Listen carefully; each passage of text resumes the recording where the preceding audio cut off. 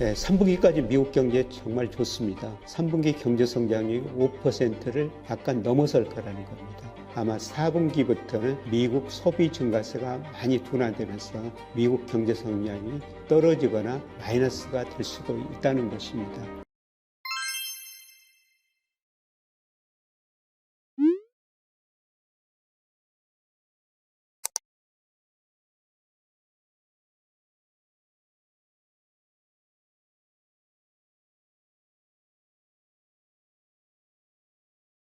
안녕하세요. 최근에 미 국채 수익률 급등과 더불어 가지고 모기지 금리도 많이 오르고 있습니다. 이 모기지 금리 급등이 무슨 의미가 있는지 같이 한번 살펴보도록 하겠습니다. 우선 이 그래프는 모기지 30년 금리하고요, 미국 10년 국채 수익률 장기 추이를 그려놓은 거죠. 보시다시피 미 국채 수익률도 급등했지 않습니까? 최근에 4.9%가 넘어섰어요. 예를 들어서 2021년에 0.5%까지 떨어졌죠. 4.5%까지 올랐으니까 정말 그야말로 급등했다, 이렇게 볼 수가 있고요. 그 다음에 모기지 금리도 2021년에 2.6% 정도까지 떨어졌습니다. 그런데 최근에 거의 7.7%를 넘어섰으니까 정말 많이 오른 거죠. 그리고 제가 이 그림에 모기지와 국채 차이를 그려놨는데요. 지금 그 차이가 역사상 최고치에 도달하고 있습니다. 이 차이가 확대될 때 미국이 금융시장이 불안했었거든요. 근데 2008년 글로벌 금융위기 때도 이 차이가 확대됐었는데 그때보다도 더 높습니다. 그만큼 미국의 금융시장이 불안하다, 이런 지표가 될 수가 있습니다. 자, 모기지 금리가 이렇게 급등하다 보니까 어떻습니까? 주택 공급업자나 그다음에 수요자 입장에서도 공급이 상대적으로 축소될 수밖에 없고, 그다음에 수요자도 심리가 상대적으로 위축될 수밖에 없죠. NAHB라고 그러는데요. 미국 전국 주택 건설업자 협회에서 주택 심리지수, 신뢰지수라는 걸 발표하거든요. 그런데 지금 최근에 모기지 금리가 오르다 보니까 이 주택 신뢰지수도 어떻습니까? 한때 90이 넘다가요, 또 급락해 버렸습니다. 물론 연초에 급락하다 최근에 약간 반등했습니다만은 다시 최근에 40 밑으로 떨어졌습니다. 50 밑으로 떨어지면요, 50이 기준선이라고 볼 수가 있는데 굉장히 악화되고 있다, 이렇게 지금 볼 수가 있습니다. 그래서 금리가 높다 보니까 주택 건설업자들 심리도 많이 악화됐다, 이렇게 볼 수가 있고요. 그 다음에 더 중요한 거는 이렇게 금리가 오르다 보니까 주택 매매도 많이 감소하고 있습니다. 미국에서 신규 주택 매매, 기존 주택 매매 이런 걸 발표하는데요. 신규 주택 매매는 새로 집 판매고요. 그 다음에 기존 주택 매매라는 거는 있는 집 서로 사고 파는 겁니다. 그런데 이게 이 그림에 제가 초록색 비슷하게 그려놨습니다. 어떻습니까?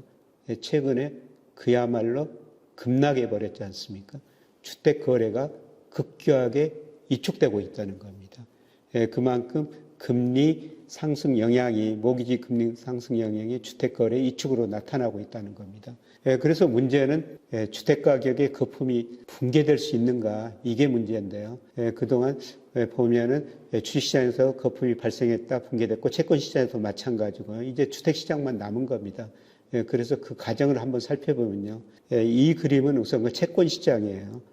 2020년 미국 경제가 극심한 침체에 빠졌다. 연준이 금리 0%까지 내리고 돈을 얼마나 많이 풀었습니까? 그래서 빨간 선이 마샬 K인데, 마샬 K라는 것은 M2 통화량을 명목 GDP로 나눈 거예요. 실물에 비해서 돈이 얼마나 풀렸는가, 그걸 나타낸 지표죠. 역사상 가장 많은 돈을 풀었었습니다. 이렇게 돈을 많이 풀다 보니까 미국 10년 국채 수익률이 한때 0.5%까지 떨어졌죠. 채권 시장에서 역사상 가장 큰 거품이 발생했다는 겁니다. 이렇게 돈을 푸니까 결국 물가가 오르니까 금리를 올리고 돈을 줄일 수밖에 없죠. 양적 긴축할 수밖에 없었습니다. 그래서 마샬 K가 줄어들면서 최근에 미국 국채 수익률이 급등하고 있지 않습니까? 그래서 최근에 4.9%까지 조만간 5% 넘을 수도 있겠죠. 그런데 제가 보기에는 채권 시장에서는 거의 거품이 붕괴된 것 같습니다. 아주 장기적으로 보면요, 미 10년 국채 수익률은 미 명목 GDP 성장률하고 거의 비슷합니다. 그런데 미 외가 명목 잠재 성장률을 한 4% 정도 보고 있습니다. 이미 금리가 그걸 넘어섰기 때문에 채권 시장에서는 거의 다 거품이 붕괴됐다, 이렇게 볼 수가 있고요. 이제 주식시장이에요. 흔히들 버핏 지수라고 그러죠. 여기서 제가 미국 주식시장 시가총액을 GDP로 나눈 건데요. 미국 주식시장은 미국 전체 주식시장 시가총액입니다. 자금 순환표에 나온 건데요. 근데 2021년 4분기에 325%로 역사상 가장 큰 거품이 발생했죠. 예, 그리고 신가에 발생했다 신가에 꺼지다가 올 상반기에 올랐습니다만은 이게 장기 평균에 비하면은 아직도 높다는 겁니다. 주식시장에서는 아직도 거품이 다 해소되지 않았다 이렇게 볼 수가 있는데요. 이제 남은 게 그 주택시장이에요. 2008년 미국의 금융위기가 왜 왔습니까? 2000년에서 2006년까지 미국 집값이 그 2배나 오른 거예요. 집값이 이렇게 오르니까 가게는 돈 빌려가지고 집 사고 소비를 늘렸죠. 금융회사들은 집을 담보로 빌려준 돈 가지고 다양한 파생상품을 만들어 팔았는데요.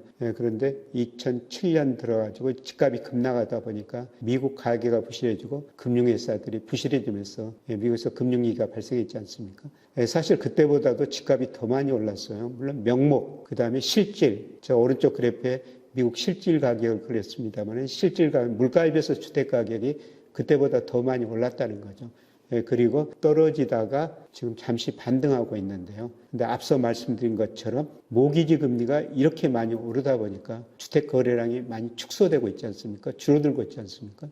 거래량 축소는 결국 집값도 하락할 수가 있다는 겁니다. 그래서 집값에 거품이 발생했는데 이번 거 모기지 금리 상승으로 집값 하락 속도가 앞으로 좀 빨라질 수 있다 이렇게 볼 수가 있습니다. 문제는 이제 집값이 떨어지면요 미국 소비가 줄어들 수밖에 없죠. 소비를 결정하는 게 실질 가처분 소득 자산 가격이에요. 그런데 우선 그 미국의 실질 중간 가구의 소득이 감소하고 있습니다. 제가 미국 그 중간 가구 실질 소득 그래프로 그려놓은 건데요. 2009년에 7만 8천 달러가 좀 넘었습니다. 그런데 작년 보니까 7만 4,580달러로요. 오히려 지난 3년간 실질 중간 가구 소득이 줄어들었다는 겁니다. 3년 동안 약 5% 줄어들었는데요. 이 기간에 미국 실질 GDP는 5% 늘었어요. 실질 GDP는 5% 늘었는데 왜 중간 가구 실질 소득이 이렇게 줄어들었느냐? 그거는 차별화 때문이라는 겁니다. 상위 10%만 소득이 많이 늘어났고요. 중간 가구의 실질 소득은 최근 3년 동안 이렇게 줄어들었다는 겁니다. 다른 의미에서 보면은 소비를 결정하는 가장 중요한 요소가 실질 소득인데요. 이게 줄어들기 때문에 미국 사람들이 소비를 별로 할 수가 없다는 것입니다. 그리고 자산가가 떨어지면은 소비가 줄어들 수밖에 없죠. 주가, 그 다음에 집값이 오르면은 소비가 늘어나는 거고요. 그 다음에 금리가 오르면은 소비가 줄어들 수밖에 없습니다. 그래서 이 표는 제가 미국의 실질 소비입니다. 그거를 실질 가격 하기 위해서 각종 자산 가격을 소비자 물가로 고려해서 다시 재평가한 겁니다. 그걸 고려했을 때 이제 주가나 집값이 오르면 실질 소비가 늘었고 거꾸로 이게 떨어지면 소비가 줄어들었다는 거죠. 그런데 이미 금리는 많이 올라 있고요. 여기서 이제 주가가 아까 거품이 아직 끝이 아니다. 더 붕괴돼야 된다. 이런 말씀을 드렸습니다. 여기서 집값마저 떨어지면 어떻게 되겠습니까? 소비가 줄어들 수밖에 없다는 거죠. 중간 가구 실질 소득이 줄어들고 이제 자산 가격마저 특히 집값마저 떨어지면요. 미국 소비가 많이 감소할 수밖에 없다는 겁니다. 3분기까지 미국 경제 정말 좋습니다. 지금 GDP 나우를 보니까요. 3분기 경제 성장률이 5%를 약간 넘어설 거라는 겁니다. 그러나 이런 요인을 고려하면 아마 4분기부터는 미국 소비 증가세가 많이 둔화되면서 미국 경제 성장이 떨어지거나 마이너스가 될 수가 있다는 것입니다. 이런 의미에서 최근에 금리 상승, 모기지 금리 상승이 주택 가격을 하락시켜가지고 최종적으로는 소비에 영향을 주면서 미국 경제 성장률이 많이 둔화되거나 혹은 침체에 빠질 수도 있다. 이런 의미에서 모기지 금리 상승의 의미를 한번 살펴보시는 게 좋을 것 같아가지고 말씀드린 겁니다. 고맙습니다.